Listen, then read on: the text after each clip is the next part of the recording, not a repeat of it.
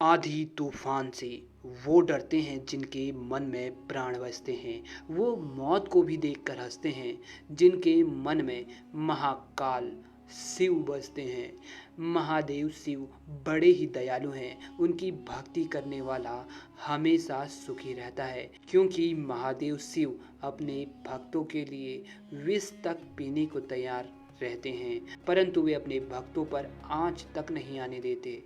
दोस्तों, आज हम एक ऐसे ही महादेव शिव के चमत्कार के बारे में आपको बताएंगे, जो कि सच में घटित हुआ है। और इस घटना को देख आप भी नतमस्तक हो जाएंगे, और जो नास्तिक है वह भी महादेव शिव की भक्ति में खो जाएगा, उनकी भक्ति में लीन हो जाएगा। दोस्तों, महादेव शिव की सच्ची कथा को सुनने मात्र से ही भक्त की बड़ी से बड़ी परेशानी दूर हो जाती है। यकीन नहीं तो आप एक बार इसे सुनकर तो देखें। आपकी अगर हर परेशानी दूर नहीं हुई तो कहना। दोस्तों, यह सच्ची घटना महादेव शिव के चमत्कार की है। दोस्तों, यह घटना है छत्तीसगढ़ के एक छोटे से गांव में रहने वाले अर्जुन सिंह की। वे अपनी पत्नी और एक बच्चे के साथ खुशी जीवन व्यतीत कर रहे थे। अर्जुन सिंह महादेव के भक्त थे और उनके घर के नजदीक ही एक शिव मंदिर था। उनका यह रोज का नियम था कि सुबह सुबह शिव मंदिर जाना और 1 घंटे शिव के महामृत्युंजय मंत्र का जाप करना। और महादेव की भी अर्जुन पर कृपा थी। उनके ही आशीर्वाद से 6 साल पहले अर्जुन एक सुंदर बालक के पिता बने। अर्जुन सिंह की ही तरह उनका बच्चा भी महादेव की भक्ति में रुचि लेने लगा।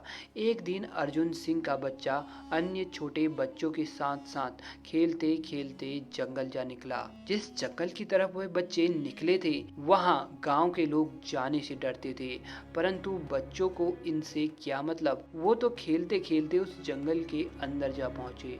उस जंगल में कई प्राण घातक जानवर थे।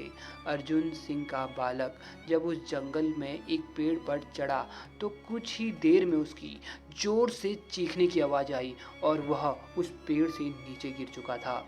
जब वहाँ उसके अन्य बालक साथियों ने उसकी मदद के लिए वे आगे आए तो पता चला उस पेड़ में पहले से ही बहुत ही खतरनाक सांप था, और उसी सांप के काटने से अर्जुन के बालक का ये हाल था कि वह तुरंत बेहोश हो चुका था।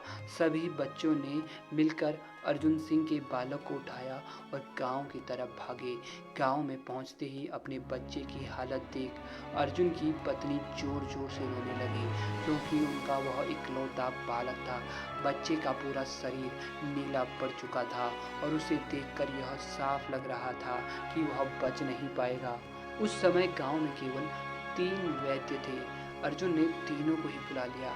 एक एक कर तीनों ने अर्जुन के बच्चे को देखा। उसके हाथ की नाड़ी को पकड़ते ही वैद्य समझ गए कि यह तो प्राण छोड़ चुका है, अब हम कुछ भी नहीं कर सकते।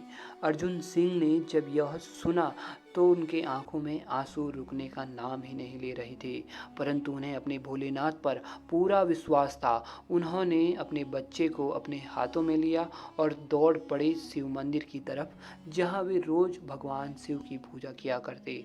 उन्होंने शिवलिंग के सामने अपने बालक को रख दिया और रोते हुए बोले, हे महादेव, तुम तो जानते हो मैं और मेरी पत्नी हम दोनों के इस बच्चे पर प्राण बसते हैं। यह हमारी सारी दुनिया है, इसके बिना तो संसार का हर सुख हमारे लिए फीका है। प्रभु, आखिर क्यों आपने इसे हमसे छीन लिया? क्या मेरी भक्ति में कोई कमी रह गई थी या मैंने कोई गलती कर दी थी?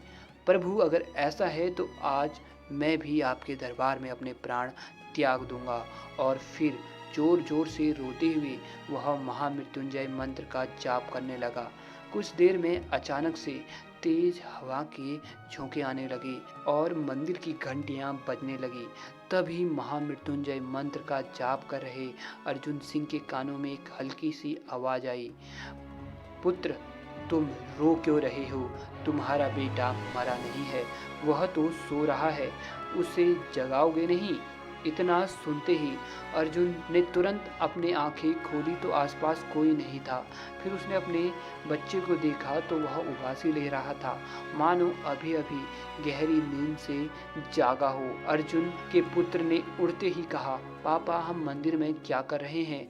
मैं तो खेलने के लिए अपने दोस्तों के साथ जंगल में गया था ना। अपने बच्चे को जिंदा देख अर्जुन की आंखों में आंसू बहने लगे और उसने अपनी छाती से अपने बच्चे को लगा लिया तथा महादेव को धन्यवाद देते हुए बोला, भोलेनाथ मैं जानता हूँ ये तेरा ही चमत्कार है। तूने आज ये दिखा दिया कि अगर भक्ति सच्ची हो तो तेरे भक्त को खुद मौत भी नहीं छू सकती। और फिर वह शिवलिंग के सामने नतमस्तक हो गया। तो दोस्तों देखा आपने भक्ति में कितनी शक्ति होती है। अगर भक्ति सच्ची हो तो भगवान को अपने भक्त को हर मुसीबत से निकालने आना ही पड़ता है। उम्मीद है आपको जानकारी पसंद आई होगी। कमेंट बॉक्स में सच्ची श्रद्धा से हर हर महादेव जरूर लिखना।